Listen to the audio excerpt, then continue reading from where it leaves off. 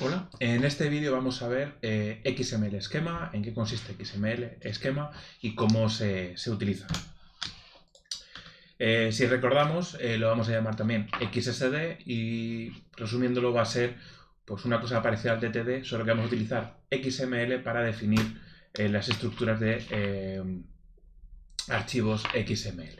¿Vale? Utilizamos XML para definir archivos XML. Vais a ver que va a ser un poco lío, pero que va a ser bastante sencillo. Este es un ejemplo de cómo sería un archivo XML esquema. Si os fijáis aquí arriba, la primera línea es de un archivo XML normal, como teníamos otro. Faltaría la codificación, pero se podría poner. ¿Vale? Y lo que es importante es que empezamos a tener un espacio de nombres. ¿Vale? Si recordáis lo de los dos puntos, definíamos espacios de nombres. Entonces, nuestro espacio de nombres de nuestro XML esquema está aquí, en la definición de la W3C, en la definición de XML esquema. Entonces, lo que van a hacer luego el editor cuando estemos trabajando con ellos, comprobar con ese elemento si coincide lo que estamos haciendo nosotros con lo que se pide. ¿Vale? Entonces, fijaros que ya todo va a tener esa etiquetita XS por delante. ¿De acuerdo? Entonces, casi todos los comandos empezarán por XS dos puntos. ¿Podría ser cualquier otra cosa? Podría ser, pero vamos a utilizar XS porque es el estándar. ¿De acuerdo? Entonces, fijaros que lo que haríamos aquí, pues podríamos definir pues, una clase, ¿vale? Imaginaos un archivo XML que tiene una etiqueta raíz que es clase, y luego lo que va a tener son diferentes alumnos, y cada uno de los alumnos tiene nombre y apellido. Entonces, nosotros definiríamos que el elemento clase, el elemento principal de fuera, es de tipo complejo, porque va a tener varias cosas dentro, que va a tener una secuencia, porque van a ir en un orden, ¿vale? Luego vamos a ir poco a poco con todo ello. Y va a tener pues, diferentes alumnos. A su vez, cada uno de los alumnos es un complex type porque va a tener varias cosas dentro en el que en este orden van a aparecer nombre y apellido. Fijaros aquí, en comparación con un DTD, ya estamos especificando un montón de cosas más, como el orden, el tipo de dato que almacenamos. Fijaros que aquí está escrito que lo que se almacena es XS string, estamos almacenando cadenas de caracteres, podríamos poner integer, podríamos poner más cosas. Y fijaros que nos va creando todo este árbol de XML. Entonces, cuando veáis en algún ejemplo que tenéis un árbol en el que a lo mejor hay un hijo que está en cuarto o un quinto nivel, imaginad cómo se va a ir yendo todo, ¿vale? Yo os lo voy a intentar explicar, sobre todo vais a ver los ejemplos, una forma en la que el desarrollo no sea tan en árbol hacia afuera, sino que sea sobre todo pues en vertical, para que sea más legible y más entendible, ¿vale? Entonces, bueno, por ir viendo las diferentes cosas que tiene este documento. El primero es el que hemos visto ya, ese esquema, el elemento raíz, en el que lo que hacemos es especificar pues, cuál es el espacio de nombres, dónde está definido, pues dónde está la documentación de este texto en el que voy a poder comprobar si lo que está escrito aquí es correcto o no. Entonces lo pondremos en esa primera etiqueta. Siempre es la misma, nada de preocupaciones. Lo siguiente será vincularlo con el documento XML, es decir, antes con un DTD poníamos doctype en el XML y eso ya buscaba en qué archivo comparaba. Aquí lo que tendremos será que especificar dentro de la etiqueta raíz cuál es el espacio de nombres en el que va a ir. Entonces, si os fijáis, ahí esta parte de aquí, esto que es XSI dos puntos, esquema location, y nosotros pondremos aquí la dirección de nuestro archivo XSC. Vais a ver que con el editor que utilizaremos será asociar y ya está, pero para que veáis un poco la sintaxis que nos va a ir generando, que nos la va a generar automáticamente. Entonces especificamos pues, o la dirección o el archivo concreto donde poder comparar si lo que está dentro está bien o está mal. Fijaros que lo que tenemos aquí es lo que teníamos antes, una clase que dentro tiene varios alumnos y cada alumno tiene su nombre y su apellido. ¿Vale? ¿Qué tipos de elementos tenemos? Pues empezamos por lo más básico, los elementos simples. Son elementos que simplemente en su interior tienen texto, como puede ser en ese ejemplo el nombre.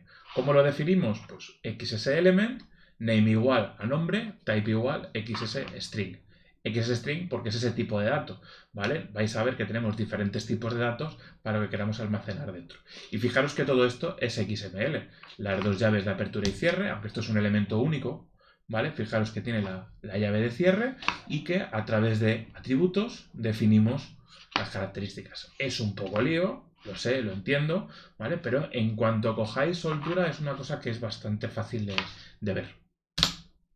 ¿Qué tipos tenemos? Un montón, ¿vale? String, decimal, integer, booleano, datetime, hay muchos, ¿vale? Si busquáis en la documentación tenéis todos más y sobre todo están todos ellos explicados por si os hacen falta para algo especial.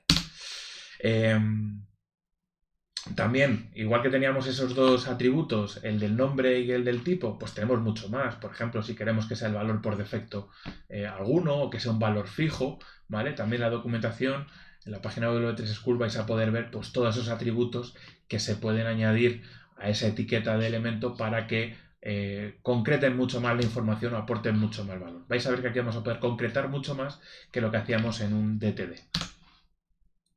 ¿Cómo definimos un atributo? Bueno, esto si lo veis así es esto exactamente lo mismo, David, ¿no? Es en vez de poner element ponemos attribute y nosotros ponemos pues name y type, que es exactamente igual que antes. Sí y no. Vais a ver que cuando estemos declarando atributos, lo que habrá que hacer será extender un tipo base para añadir un atributo y demás. En el fondo visto uno, vistos todos, ¿vale? Aunque, como veis, definir un atributo es exactamente igual que hemos hecho con los elementos. Y lo mismo, tenemos todos los tipos posibles para definir estos atributos. También tenemos más cosas en los que aquí, pues como recordáis, nosotros podemos tener que los atributos sean obligatorios, fijos y demás. Entonces, lo vimos en el DTD, lo tenemos aquí también. Podemos hacer que su uso sea obligatorio, que en algunas ocasiones no se utilice, que tenga un valor por defecto, ¿vale? Lo mismo ya vimos en DTD, también lo podemos especificar aquí con XSD. Podemos meter un montón de etiquetas más a estos elementos simples, ¿vale? Nosotros podemos coger y crear nuestro elemento y lo que os he comentado, podemos ampliarlo. Nosotros podemos decir que el elemento de edad va a ser un elemento de tipo simple, ¿vale? Porque no va a tener nada raro en su interior. Lo que vamos a hacer es aplicar una restricción en base al tipo entero. ¿Cuál es la restricción? Pues que el mínimo y el máximo va a estar entre 0 y 120. ¿Esto qué nos vale? Si os fijáis, estamos acotando mucho más la información válida. Nosotros ahora, si una persona en nuestro sistema nos viene y tiene una edad de 30 años, nos reconoce como válido. Nos parece una persona real. En cambio, si en un documento que nos entra hay una edad en la que pone 50.513, ya ese archivo va a decir, oye, aquí hay un error en este punto. Aquí me estáis intentando meter una edad que no es la válida. ¿Vale? Y diréis, ¿esto para qué nos puede valer? Pues imaginad que esto es un sistema de gestión de becas o de ayudas o algo así. Entonces nosotros podemos controlar desde aquí si la información que nos entra es correcta o no es correcta. ¿Vale? Es un filtro más de seguridad a nuestros sistemas para evitar pues, desbordamientos, información que nos pueda corromper el sistema y que todo se nos vaya al carajo. Entonces nosotros con esto podemos controlar mucho más qué es lo que nos entra en nuestros equipos.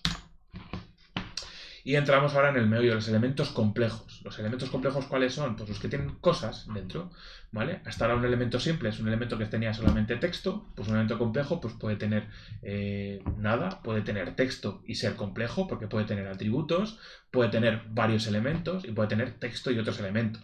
Aquí vais a ver que podemos definir con mucho más nivel que teníamos en DTD. Aquí tenemos un ejemplo de un elemento complejo, que es, por ejemplo, alumno. Si nombre era un elemento simple, nosotros podemos poner un elemento complejo, que es alumno, que es de tipo complejo, y en el que también pues, vais a ver que podemos utilizar diferentes elementos aquí para especificar la complejidad de lo que tiene dentro. En este caso, sequence lo que nos va a decir es que estos elementos van a aparecer en este orden. Si aparecen en orden contrario, daría error y ya nuestro sistema no lo aceptaría. ¿Vale? Para eso nos vale hacer este tipo de documentos, para garantizar que toda la información que nos llegue está correctamente editada y correctamente creada. ¿Vale? Entonces creamos un elemento complejo que lo que tiene dentro son dos elementos simples. ¿Vale? Si luego cada uno de ellos tuviera más cosas, pues oye, se van añadiendo. ¿Vale? Vais a ver que es una cosa muy mecánica.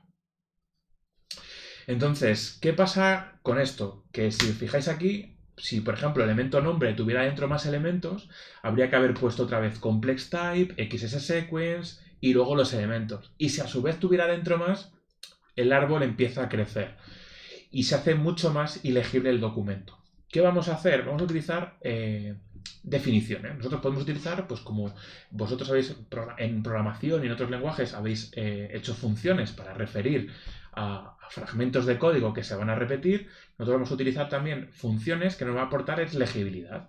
Nosotros vamos a declararlos como si fueran algunos de ellos elementos simples. Si os fijáis ahí arriba, he declarado alumno como un elemento simple, que en vez de ser de un tipo XSString, me he declarado yo mi propio tipo, que es datos personales. Entonces yo abajo me declaro mi complex type, me declaro un tipo de datos que es datos personales, que es un sequence que dentro tiene nombre y apellido. Entonces ya alumno es de tipo datos personales que tiene esas características. Hay más formas, se puede con referencias, se puede con más cosas, vamos a ver a continuación. Pero esta es la forma que en estos últimos años es más fácil de ver y que el código queda mucho más claro y se hace todavía más mecánico para hacerlo y evitar errores. Entonces utilizaremos siempre que se pueda esta estructura. En cuanto lleguemos a un tipo complejo, decimos, tipo complejo, le pongo un nombre y lo declaro abajo. ¿Vale? Pues aquí he puesto datos personales, yo pondré siempre tipo no sé qué, y es lo que utilizaremos. ¿Qué es lo bueno de definir este tipo de datos complejo aparte? Pues fijaros que para un alumno y un profesor, que todos tienen nombre y apellidos, lo que tendría dentro de su árbol sería exactamente el mismo fragmento de código. Este sequence con este element con nombre y apellido. Pues al tenerlo fuera como un tipo, lo podemos utilizar para varios elementos. Tanto alumno como profesor, que son dos elementos diferentes, utilizan datos personales como gestor o como para interpretar su contenido. Entonces nos acabamos de ahorrar una declaración. Acabamos de hacer nuestro código más chiquitito, mucho más legible y estamos reutilizando código, que también es una cosa bastante buena de optimización de tipo de documentos. ¿Qué tenemos estos indicadores? ¿Vale? Que es este sequence que habéis visto por ahí que os he comentado que es para que aparezca en un orden concreto. Pues sequence aparece en orden concreto, pero puedes poner choice para que aparezcan unos u otros, ¿vale? Cualquiera de ellos. O podéis poner all para obligar a que sean aparezcan todos esos, pero el orden, por ejemplo, sea el que sea. Entonces, sequence obligas al orden y en all puede ser en cualquier orden. Y en choice pueden ser unos u otros, ¿vale? Entonces, dependiendo de la información que estéis guardando, dependerá la declaración que hagáis en vuestro XSD. ¿Qué pasa con los elementos vacíos? ¿Vale? Pues los elementos vacíos hemos dicho que también son tipos complejos. Entonces hay que definirlos como tipos complejos que no tienen nada. Entonces, por ejemplo, este elemento DNI no tendría ningún tipo de valor, el que está a la izquierda, este primero, es un elemento DNI que lo que hemos hecho es que en su interior no se almacena nada. Es un elemento completamente vacío. Entonces, ¿para qué vale? Pues para nada. ¿Se le puede dar alguna utilidad? Seguramente alguien le puede dar una utilidad. Pero en este caso se puede construir elementos que no tengan ningún tipo de información, que estén por estar.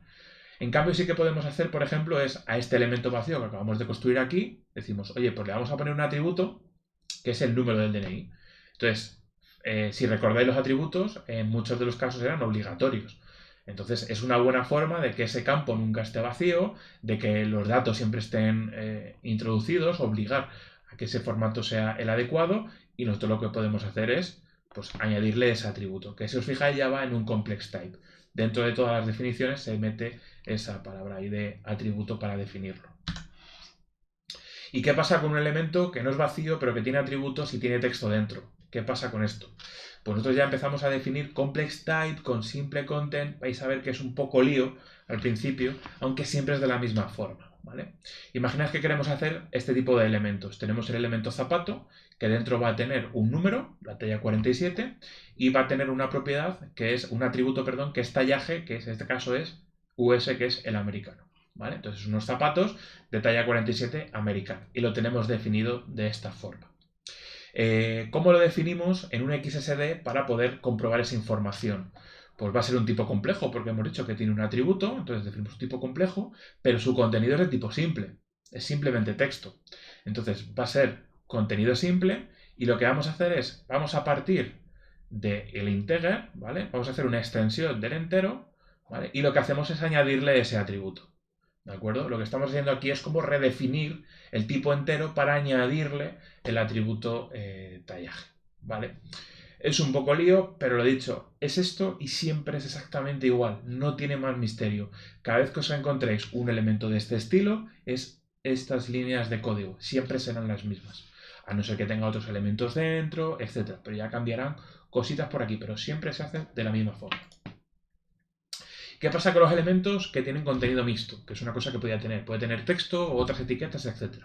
Imaginad esa carta, que es la que estamos mandando con nuestro XML, en el que tiene texto, y hay algunas cosas que están etiquetadas, que os puede resultar parecido a lo que veíamos en HTML. Entonces aquí lo que tenemos que poner es esta propiedad de aquí, que es mixed igual a true. Entonces, desde ese momento, pues esto se detecta como que el contenido es mixto, y entonces tendremos por un lado la gestión del contenido, que no hace nada con ello, es texto simplemente, y que el resto sí que lo vamos a estar procesando. Tenemos que procesar todos los elementos que están en su interior, ¿vale?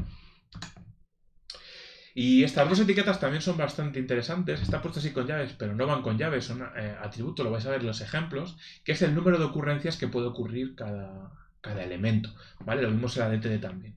Pues para seleccionar que nos llegue información de más o información de menos, podemos especificar pues cuántas veces. Si antes teníamos un sistema complejo con asteriscos, mases y demás, aquí es muy sencillo. Podemos decir que aparezcan un mínimo de veces, min-occurs igual a 0, para que ese elemento pueda no aparecer, y max-occurs el número máximo de veces. Puede aparecer 3, 4 o unbound, que es lo que vais a ver en los ejemplos, cuando queréis que pueda aparecer infinitas veces. También tenemos esta parte de las sustituciones, ¿vale? Que si veis allá en la documentación utiliza el atributo ref. Yo no lo he metido este año aquí porque hay gente que tiende a hacerlo con esto, porque también es bastante fácil de ver. Pero yo os recomiendo que utilicéis lo de los tipos, ¿de acuerdo? Es más o menos la misma lógica. Lo que hacéis es referenciar otro elemento en vez de declarar un tipo. Yo prefiero que declaréis tipos complejos y los vayáis referenciando en vuestros elementos, ¿vale? Pero si a alguien le apetece echarle un ojo porque a lo mejor lo entiende mejor, pues os dejo en la documentación. Son prácticamente 3 bloquecitos, son 3 párrafos porque es muy sencillo y con 3 ejemplos que se entiende muy bien. Y luego también, pues seguramente en algunos casos tendréis que hacer cositas con los tipos de datos, ¿vale? Porque no hay un string, que un date, que un numeric, hay muchos más tipos. Entonces aquí tenéis en la documentación del W3C, tenéis todas las explicaciones de qué se pueden hacer, ¿vale? Entonces podéis utilizar también como funciones para trabajar este tipo de datos. Y nada más, esto es XML esquema. Vais a ver los ejemplos que tampoco es tan malo como pinta, que ahora estáis con un aluvión de cosas de XML, así que no os preocupéis que los ejemplos espero que quede todo mucho más claro y nos vemos en el siguiente vídeo.